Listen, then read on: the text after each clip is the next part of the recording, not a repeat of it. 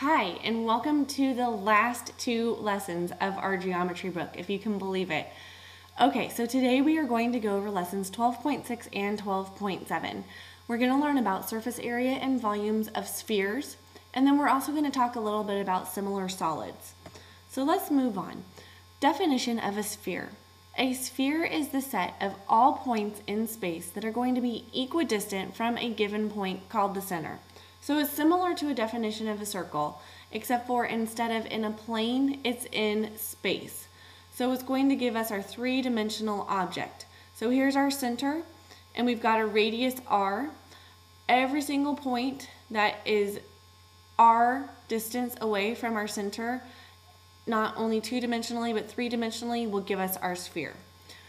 So we have two very important theorems that will give us our formulas that we've talked about for other solids but now pertaining to spheres.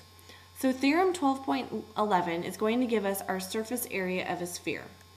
And this states that our surface area of a sphere is equal to 4 times pi times radius squared. So our formula is surface area equals 4 pi r squared. And now we have the volume of a sphere and the formula for that. So theorem 12.12 gives us our volume of a sphere, which is 4/3 pi r cubed. And take a note at the difference in our exponent here. In surface area, we've got our exponent is squared, our radius is squared, whereas in volume, our radius is cubed. And that should make sense because when we're talking about area, we're talking about square units, whereas in volume, we're going to be talking about cubic units. Okay, so let's move on to the next slide. So with regards to spheres, we're going to learn a little bit about intersections. And if a plane were to intersect a sphere, there are two specific types of intersections that it can have. First, it can be a point. It can intersect where it just touches the sphere and it's tangent, similar to when it just touches the circle and that point is tangent to the circle. It can also be a plane is tangent to a sphere. Or if the plane slices through the sphere, then we're going to get an intersection of a circle or a cross section of a circle. Now, if the plane specifically goes through the center of the sphere, what we're going to have is what is called a great circle. And a great circle is important because it is going to be the largest circle that can possibly occur in an intersection of a sphere. And it's something that we have seen before. And it's also going to divide your sphere into two congruent hemispheres. So where have we seen a great circle before? Our planet. The great circle could be or is the equator. Our equator divides our world into two hemispheres. So the equator is a great circle of a sphere. Okay, so let's move on now to an example. So we want to figure out how to find the volume of the composite solid. We've got a cylinder here and we've got a hemisphere or a half of a sphere here. So in order to find the volume of this solid, we need to figure out our volume of our cylinder and our volume of our hemisphere and subtract off our hemisphere from our cylinder. So our cylinder, and I'm just going to write that as CYL. So remember, that's going to be, our volume is pi r squared h. So let's plug in everything that we've got. So this equals pi times our radius squared, which we see our radius is 2, times our height, which is 5. Okay, so when you plug that in to your calculator, you're going to get that our volume of our cylinder, it's approximately 62.83 cubic centimeters. Now we're going to find the volume of our hemisphere. So our volume of our sphere, we know that that is 4/3 pi r cubed.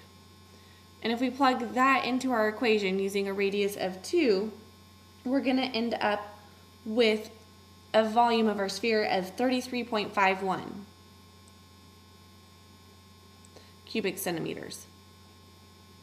However, we only want half of this. So we're going to go ahead and divide that by 2, and that gives us a volume of our hemisphere, which is 16.76. So now to find our composite solid, we're just going to subtract off our volume of our hemisphere from our volume of our cylinder, and we get 46.07 cubic centimeters. So that's how you're going to find the volume of a composite solid. And we can have many different types of shapes where it's embedded into, but that's just one example. Okay, so now let's move on to similar solids. So we have one last theorem here, which is about similar solids. So if two solids have a scale factor of A to B, so they have a ratio that they're similar, and that ratio is in ratio of A to B, then their corresponding areas are going to have a ratio of A squared to B squared, and the corresponding volumes will have a ratio of A cubed to B cubed. So think about when we've done this with our polygons before, when we had similar polygons, their areas had a ratio that was A squared to B squared if their side lengths were similar in a ratio of A to B. Same thing applies to solids.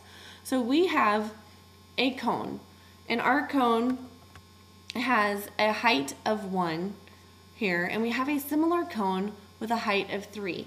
So we know that their ratios of their side lengths or of their dimensions is going to be A to B, which is 1 to 3.